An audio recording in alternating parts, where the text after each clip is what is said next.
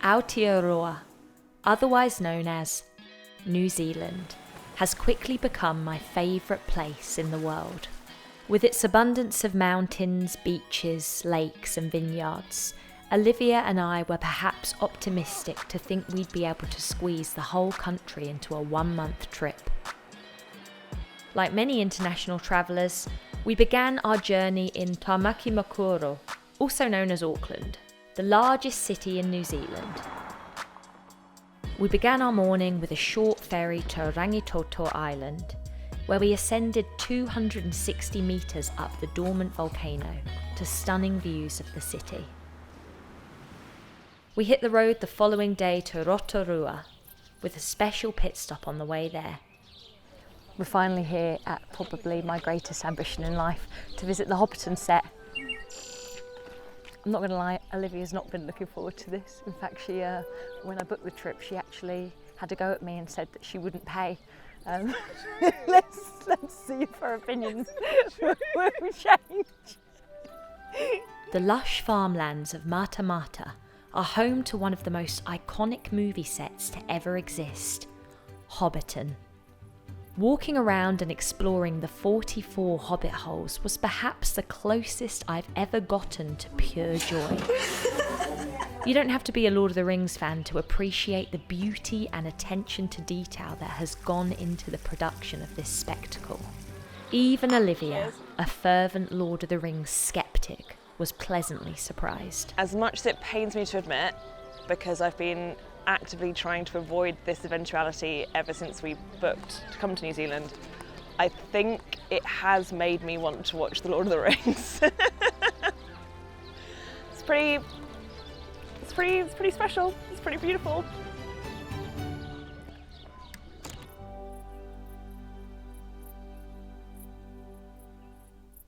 New Zealand is located on the Pacific Ring of Fire, a region known for its high tectonic activity. This geological setting has made New Zealand one of the most geothermally active countries in the world, and perhaps the perfect gateway to these extraordinary landscapes is Rotorua.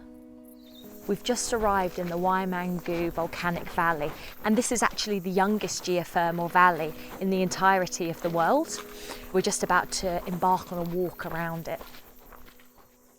The Waimangu Valley was formed as a result of a volcanic eruption back in 1886 and is the only geothermal system in the world created within written history. The 5-kilometre walk around it was the perfect way to spend a sunny morning in Rotorua. Slightly toasted from New Zealand's depleting ozone, we took refuge in the shady Whakawera forest, home to 5,600 hectares worth of Californian redwood trees. First introduced in 1901 for timber, the redwoods are now protected and fully open so that members of the public, like me, can appreciate the beauty of these natural giants. Liv, I've got all day. We spent the evening relaxing our muscles in Wairiki Spa before beginning our epic hike the following day.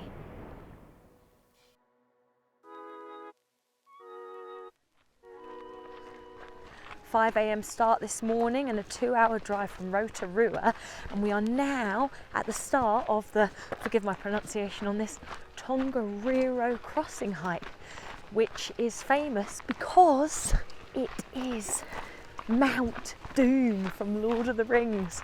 Did you bring your ring? Described as New Zealand's greatest day hike, this 20-kilometre walk is best accessed by booking onto a shuttle bus from Kotahi Car Park, which drives you around the mountain range to Mungatipopo, the starting point of this hike. So we're a third of the way through the crossing hike, and the terrain is starting to give off the vibe of a kind of Mars-like surface. Pair that with the smoking volcano in the background, it really is something. The Emerald Lakes are the perfect reward for the 780-metre climb to the top. This has got to be one of the coolest things I've ever seen. Although we soon found out that the steep rocky descent was actually the real challenge of the hike.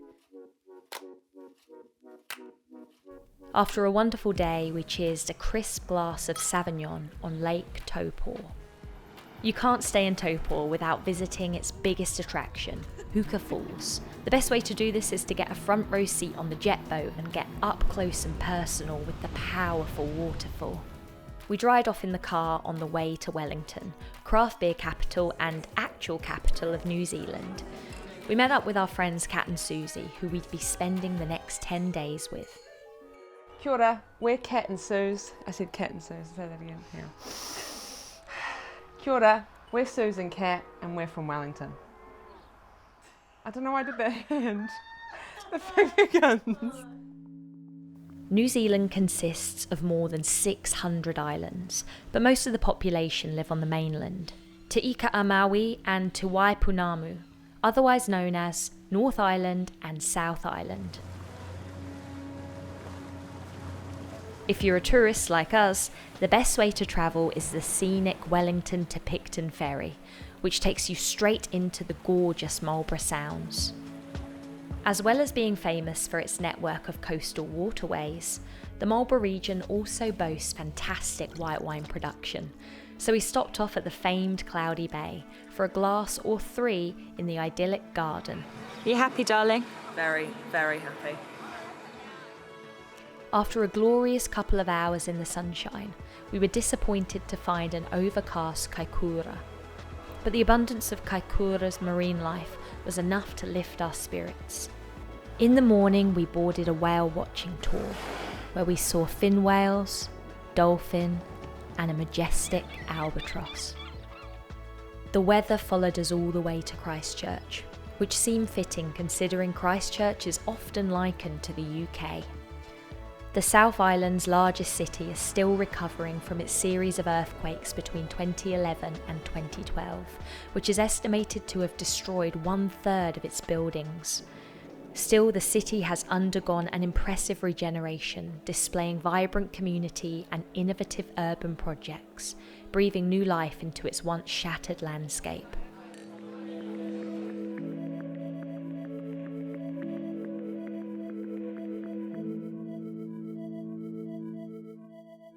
When we shared our itinerary with others who had been lucky enough to visit New Zealand, the one question mark on everybody's lips was Twizel. Why Twizel? Originally built as a hydroelectric town due to its close proximity to several beautiful lakes, it's now a local holiday destination and a water sports enthusiasts' version of utopia. Personally, I think of all the places we've been to over the last couple of weeks, the one that stands out for me the most is Twizel. I don't know about you, I think it gets missed off a lot of people's lists because they think of Christchurch, they think of Queenstown, which are far more known. But Twizel for me, sort of a sleepy town, but it had a lot going on for it.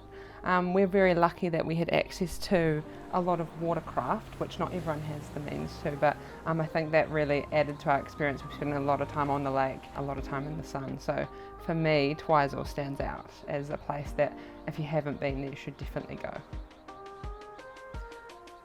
Would you send people to Twizel though?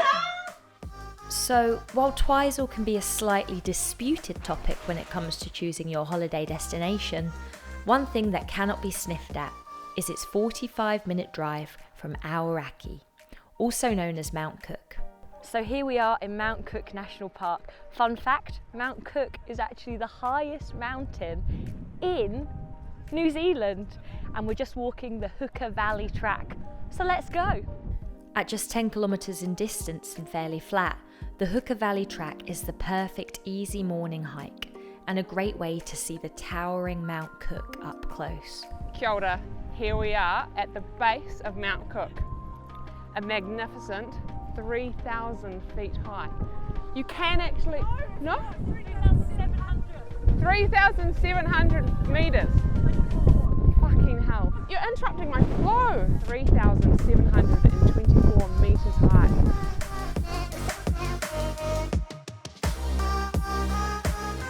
We bid a fond farewell to Twizel and made our way 200 kilometres west to Queenstown, stopping off in the beautifully quaint Wanaka. Here we are with New Zealand's thirstiest tree, the Wanaka tree. It's been growing for over 70 years and everyone in the South Island wants to get that special snap of it. After visiting the slightly chaotic Wanaka tree, we had a quick pint in the charmingly historic Cardrona Hotel before arriving in Queenstown.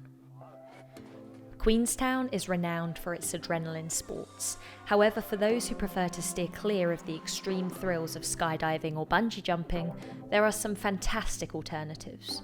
One thing that I thoroughly recommend, which was incredible, was the luge. The luge? And who? What a thrill!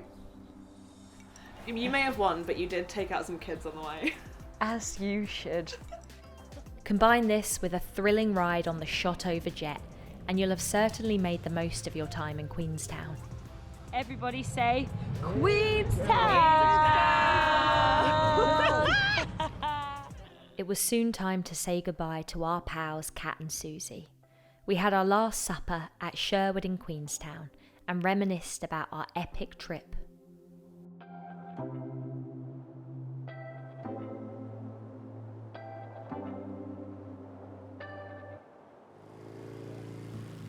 The next morning, Olivia and I travelled 20 kilometres to the historic Arrowtown, once a rich source of gold.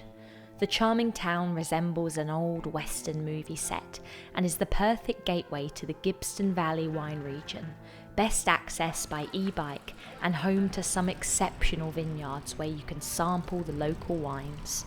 The only side effect, of course, is that it emboldens you to fancy yourself as a sommelier. Gooseberries, maybe a little bit of stone fruits. It says dry on the card, although I'm not getting that. It's very wet. Very, very easy drinking.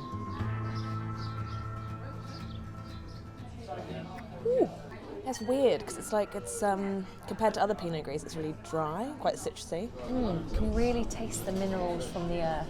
It's almost like Pinot Gris masquerading as a Sauv, you know? Now that you mention it, it's kind of like licking a wet rock. Ooh.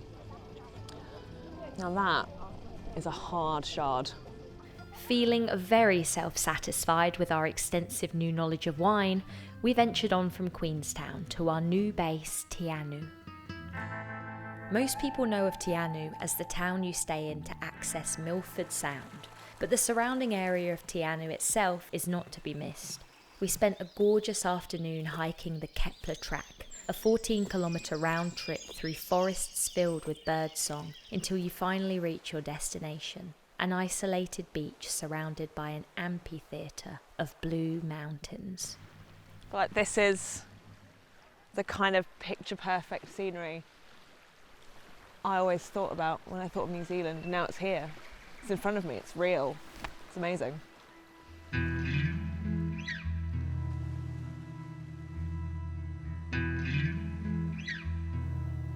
We set off early the next morning to drive the 73-mile road to Milford Sound. There are plenty of enchanting places to stop off and take in the beauty along the way. Most people board a boat cruise around the Fiordland National Park, but unfortunately, due to a road accident, we missed ours despite leaving 5 hours early. Luckily, they reopened the road before dusk, allowing us to catch a glimpse of its towering peaks and cascading waterfalls. The next morning, we flew back up to the North Island to spend our last few days soaking up the sun on the Coromandel Peninsula, an area well known for its stunning beaches. We joined an early morning kayaking tour and paddled over turquoise ocean to Cathedral Cove, a natural archway which connects two secluded coves.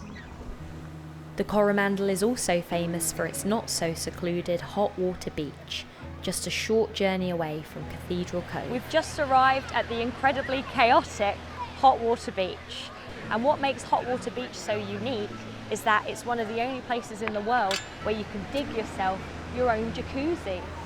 Only accessible 2 hours before and after low tide, this natural phenomenon produces water up to 64 degrees Celsius, regulated by the cool ocean water that flows in after every wave. I never wanted to leave the Coromandel, and I certainly never wanted to leave New Zealand, but our final day was advancing on us, like a black cloud on an otherwise clear day. We travelled back to Auckland and got a morning ferry to Waiheke Island.